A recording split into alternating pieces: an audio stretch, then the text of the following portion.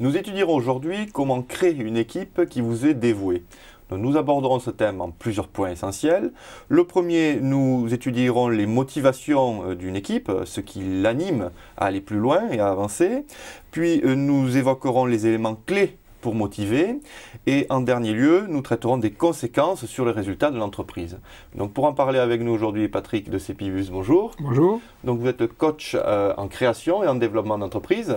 Et à ce titre, vous accompagnez à la fois de nombreux chefs d'entreprise, mais également l'entreprise elle-même. Et les équipes. Et les équipes. Voilà. Alors avant de savoir comment créer une équipe qui vous est dévouée, finalement, qu'est-ce qui motive réellement une équipe? Alors d'abord, on va parler d'individus. Parce que dans une équipe, l'équipe est formée d'individus, donc ce qu'il faut motiver en premier, c'est l'individu. On pense souvent que le salaire est la plus grosse part de motivation chez les gens, et c'est d'ailleurs la première chose qui demande une augmentation de salaire. Et on s'est rendu compte, et les dernières recherches au MIT, Massachusetts Institute of Technology, montrent clairement que ce n'est pas la rémunération ou une augmentation de la rémunération qui va augmenter la motivation de l'équipe et donc rendre l'équipe plus dévouée à l'entreprise ou à vous-même. Ce qui rend une équipe dévouée, d'après cette étude, c'est vraiment le fait de maîtriser le sujet, d'être son propre maître. D'être libre, en fait, dans un certain sens, de développer. De aussi maîtriser son sujet, de pouvoir augmenter sa propre maîtrise du sujet, donc apprendre plus par rapport à ce qu'on est en train de faire. Et la troisième chose, c'est se sentir utile. Dès le moment où la personne se sent utile, elle va être beaucoup plus, entre guillemets, motivée pour avancer dans la direction, peut-être qu'elle a envie, mais en même temps qui est la direction peut-être aussi de l'entreprise. On a des exemples, Linux, Apache, Wikipédia, c'est toutes les entreprises où les gens ne sont pas payés, ils maîtrisent leur sujet, ils ont la totale liberté et ils se sentent utiles. Donc c'est là qu'on voit que c'est des entreprises qui sont mondiales dans un certain sens, puisqu'ils ont un impact énorme sur, en tout cas au niveau informatique pour les trois que j'ai cités, parce que justement ils ont ces trois clés qui motivent les gens à travailler pour eux, et sans rémunération en plus. Et généralement, en plus, les gens qui travaillent pour eux sont des gens qui sont déjà ailleurs, très bien payés, peut-être, mais qui font ça encore en plus de leur travail. Donc c'est ça qui est fantastique, parce qu'on arrive à faire travailler en plus que ce que les gens ont l'habitude de travailler, juste en leur donnant ces trois clés. D'accord. Alors justement, comment arriver à ce résultat-là? Comment motiver ces équipes-là? Alors après, donc on prend l'individu, on remet la même chose dans l'équipe. Si on donne la liberté à l'individu, on va donner sur un projet, comment aller dans le projet, comment avancer, quel agenda on se donne, etc. Donnons le maximum de liberté à l'équipe pour le faire. Et c'est généralement sur des projets très court-termistes ou long-termistes, ça n'a pas de... Ça, peu importe, dans un certain sens. Mais il faut qu'il y ait un objectif donné à l'équipe. Clairement, de toute façon, il faut un objectif, parce que c'est clair, de nouveau, sans objectif, on ne va pas aller quelque part. Maintenant, l'objectif n'est peut-être pas de réussir à telle date. L'objectif, c'est peut-être un objectif plus vague où on va laisser la créativité à l'équipe pour avancer. Bien sûr, il faut cadrer, mais pas trop. Voilà. Est-ce qu'il n'y a pas une question de dosage? Parce que bon, laisser carte blanche, ça peut aussi démotiver, hein, si on ne donne pas les moyens. Alors, si on ne donne pas les moyens derrière, c'est clair que ça va démotiver. Donc, comment faire pour bien cadrer, justement Comment faire pour bien cadrer? Rester... Je ne vais pas dire flou tout en étant clair, parce que c'est pas clair. L'important, c'est d'avoir un objectif que tout le monde ait envie d'atteindre. Donc, trouver un objectif clé, un objectif phare. Si on prend Kennedy, avant de proposer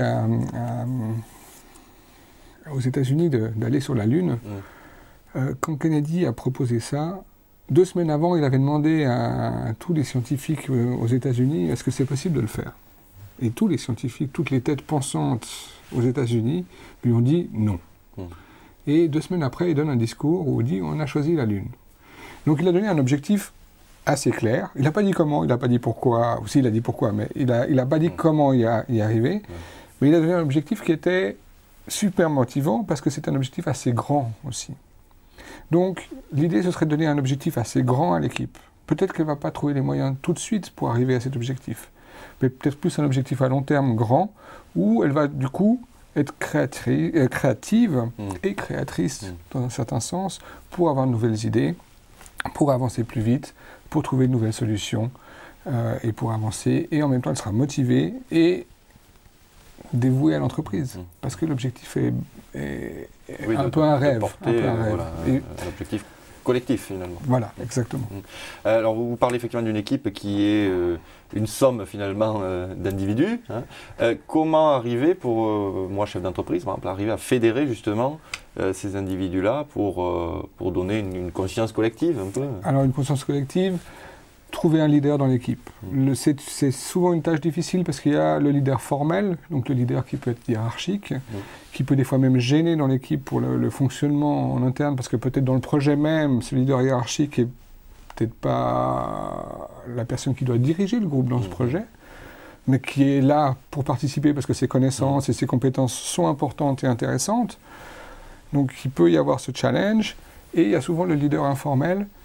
C'est la personne qui va influencer l'équipe sans être le chef officiel. Le mieux, ce serait de trouver ce leader informel, de savoir qui c'est par rapport à ce projet. Alors, c'est souvent la personne qui a le plus de connaissances par rapport déjà au but du projet. Et alors, justement, ce leader, est-ce que c'est un peu l'équipe qui le définit ou c'est le chef d'entreprise? Alors, ça doit rester le rôle du chef de l'entreprise. Le chef de l'entreprise est le chef de l'entreprise. C'est quand même à lui de décider et de diriger où va son entreprise. Par contre, c'est à lui de trouver ce leader informel par rapport à ses compétences et pas obligatoirement lui donner un rôle hiérarchique différent. Par contre, dire pour ce projet, c'est la personne qui va être référente. Comment finalement motiver l'équipe, je dirais, de façon régulière? Quel doit être le comportement du chef d'entreprise par rapport à ça? Alors, je pense que c'est important de donner de la reconnaissance aussi.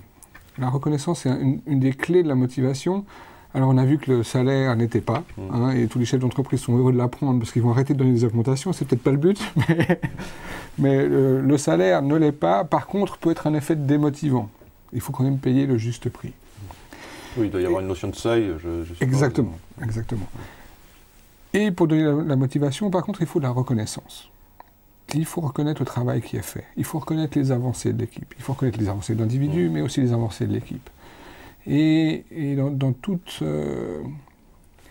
communication, si on veut garder la communication ouverte, que ce soit avec une personne ou avec une équipe, l'important, c'est d'utiliser un peu cet effet qu'on appelle l'effet sandwich. C'est d'arriver d'abord avec quelque chose de positif avant de faire des remarques qui peuvent être négatives.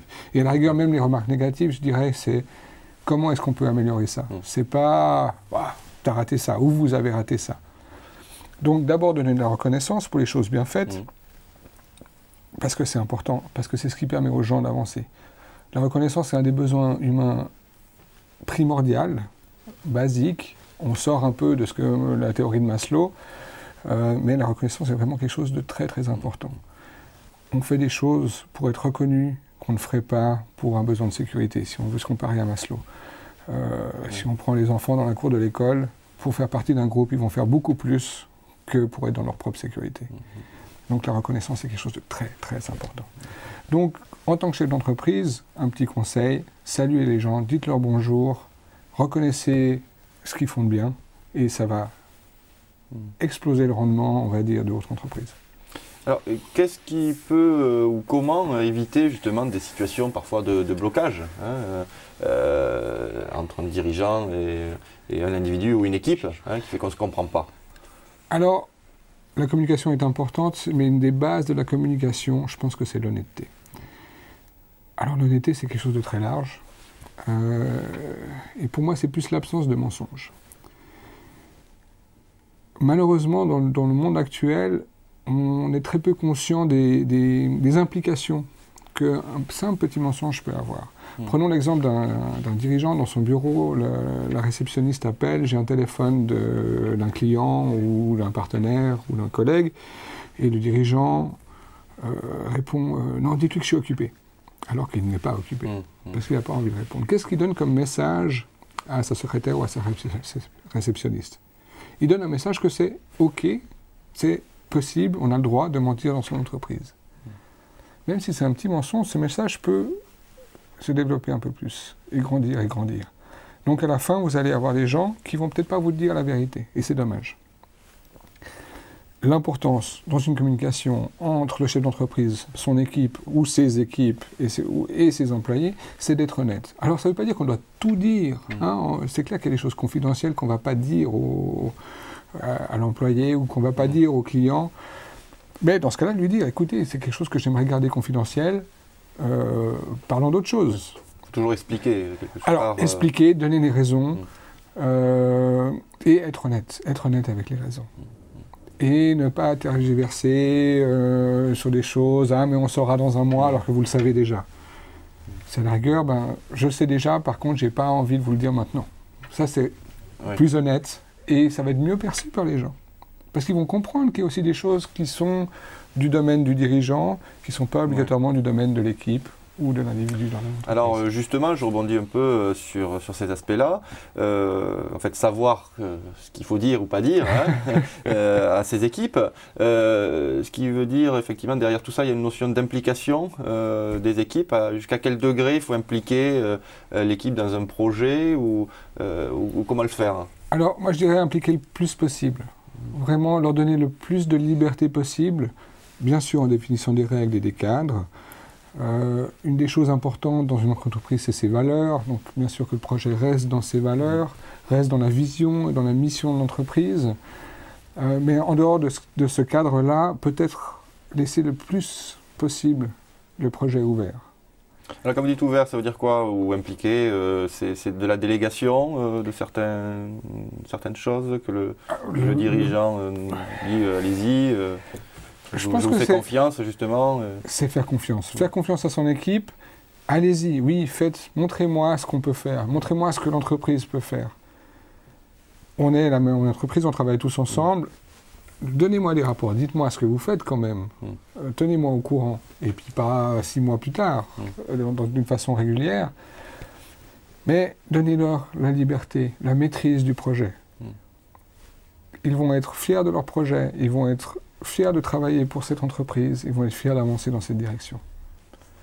Donc effectivement, on comprend qu'une équipe est motivée suite à un objectif, une implication, mais finalement, quel est le vrai objectif pour l'entreprise? Comment mesurer, je dirais, les résultats au niveau de l'entreprise?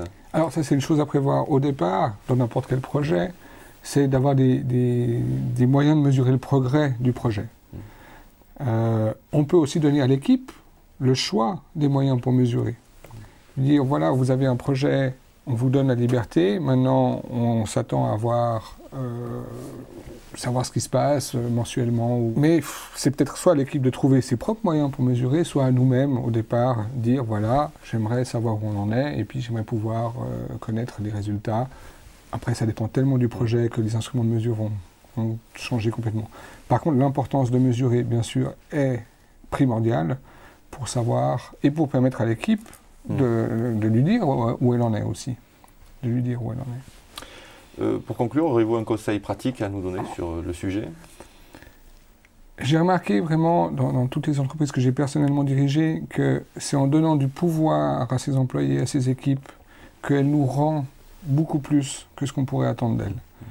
Donc, donnez du pouvoir à vos employés, à vos équipes, du pouvoir de décision qui peut-être dépasse hiérarchiquement où ils en sont actuellement ou ce qu'ils devraient être, mais donnez-leur ce pouvoir à un point donné, c'est clair. Mais plus vous leur donnez le pouvoir, plus ils vont vous rendre, plus ça va permettre à l'entreprise d'avancer plus vite, d'avoir des idées novatrices, créatrices, novatrices, et d'amener du bénéfice en plus pour l'entreprise, tout simplement. Patrick de Cepibus, merci beaucoup pour toutes ces explications. Mais c'est un grand plaisir. Merci à vous.